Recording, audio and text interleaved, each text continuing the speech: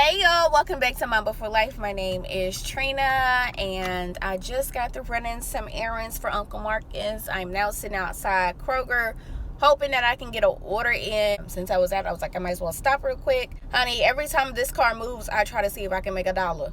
Because the way gas is set up these days, I can't be going nowhere. I don't care if it's down the street unless I'm about to go do an order. But anyways, y'all, I thought this would be a great time to do a little car chat because I have not done one of those in a very long time. Usually I used to do those like around the time when the kids were getting out of school, if I was doing parent pickup or something. So yeah, I thought I'd sit in here, y'all. A lot has been going on, which you guys pretty much know all of that. This has been a great time for self-reflecting for me, y'all. I am big on accountability. And to be quite honest, like I feel like the Holy Spirit has really been convicting me on some things. I feel like I will pray about something, and I know a lot of y'all are not probably Christians, so just hear me out, okay? I'm not trying to sell Jesus to you. I'm just saying on my personal experience, there will be times where I pray on something and I don't get an instant response, but the Lord will reveal things to me, and He reveals things to me in my own personal way where I know it's Him. So I'm not even gonna share it. He'll constantly reveal something to me that I've prayed about in my heart, not necessarily out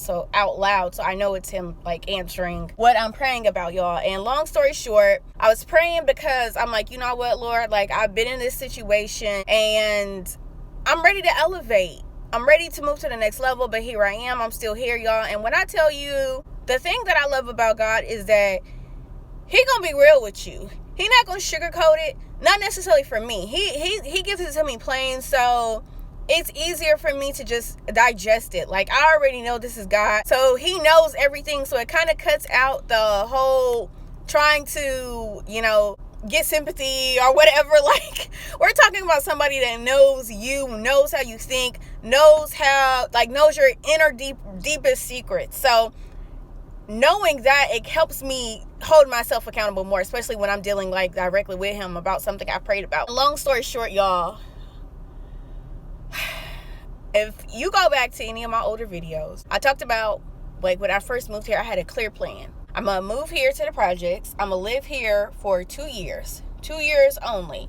I'm gonna get my degree, and I'm going to go to a 4-year university, and that was the plan. Be in and out in 2 years. But then COVID happened. I do give myself grace in the fact that I didn't know how to handle a pandemic. We all, I think, were a little uncertain, a little scared, a little confused. That did have an effect on me, and I cut myself slack there. I was very close to graduating. I was on track to graduate, literally. I was short a class or two. I want to say it was like 2 classes I was short. And I did not get my psychology degree. And I wanted to, at that time, I did want to be a psychiatrist. I think like after that happened, I gave up. I'm not even going to lie to y'all. I got real comfortable. I did everything I said I was not going to do. I said when I moved into the projects, I was not going to be one of those people that just got a job, did just enough to pay the bills, and then got stuck there. It has been 2 years since 2020, the year I was supposed to graduate. I have no degree. I've been in the projects for 4 years. Next month, July 24th, I will have been in the projects for 4 years. I don't have a degree, y'all. And I'm still working low-income jobs. Everything that I said I wasn't going to do, I did. I got comfortable. My life has not necessarily improved. Mentally, my mind has improved. I've done a lot of healing. I'm not as hurt. You probably can tell, like, even my conversations have changed a bit. And how I talk about things that did hurt me in the beginning. Just looking at some of my older videos, y'all, I feel so bad. Like, I wish I could go back and hug myself because I was really hurting. So on that aspect, I have done a lot of healing, and I am proud of that. However, as far as, like, financially and, like, moving up in life, I'm still in the same place. I'm not making any more money than I was when I first moved in here. Just 2 days ago, I took an order. As soon as it came in, I seen that it was $24.14. And it was low mileage. It was like only a 1.9 miles. So I instantly took it out. I bought $346 worth of groceries, which I did see it was a high number of items. But like I said, it was a decent pay and it was low mileage. So I snatched it. But what irritated me was after the order is complete, you get to see how much Instacart paid you and how much the customer paid you. How much do you think Instacart paid me for shopping on their behalf for a customer? $346 worth of groceries. How much do you think they paid me?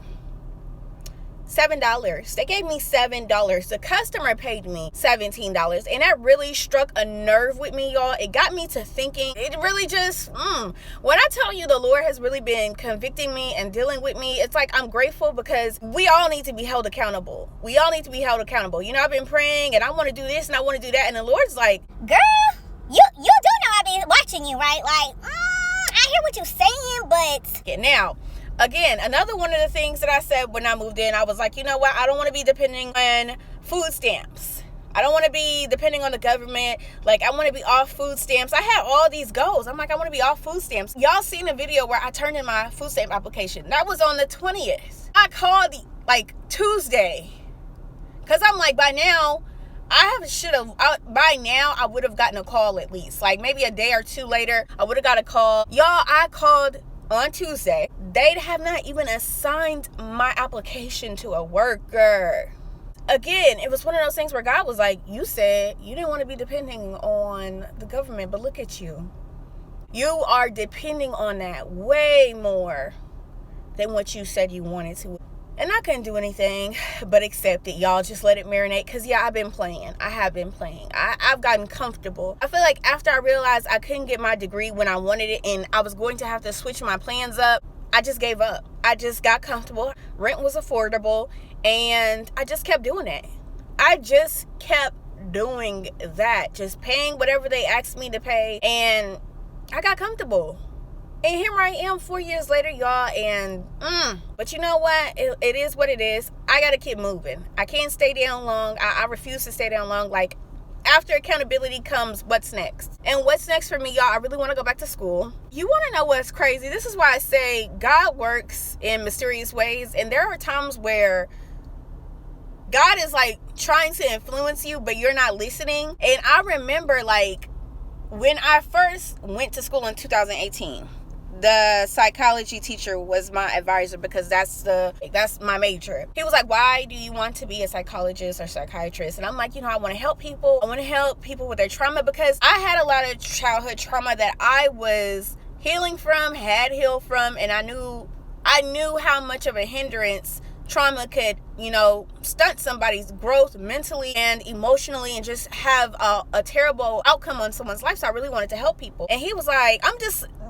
saying all this. And he's like, no, that's not why people become a psychiatrist. If you want to help people, then you need to be a social worker.